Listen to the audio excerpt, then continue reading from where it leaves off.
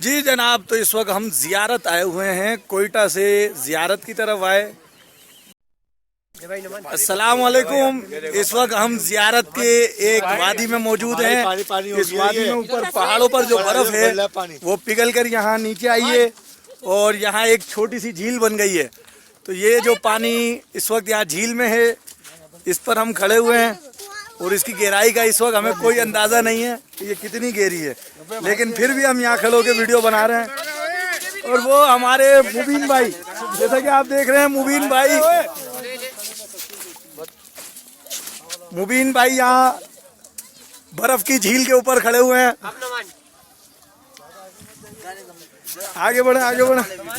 ये देखो, ये हमारे मुस्तफा भाई बर्फ पे खड़े हुए हैं। मुस्तफा भाई बात तो करो यार। बोलो अस्सलाम वालेकुम।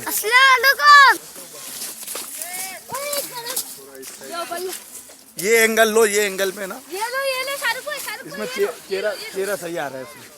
ओहो, झील लीक हो रही है भाई, झील लीक हो रही है। आगे मत जाइए, झील है। आ जाओ भाई, पीछे आ जाओ। ये देखिए नीचे से झील लीक हो रही है। अब कितना पानी हो गया। हाँ, पानी बढ़ रहा है। मुस्तफा पीछे आ जाओ भाई।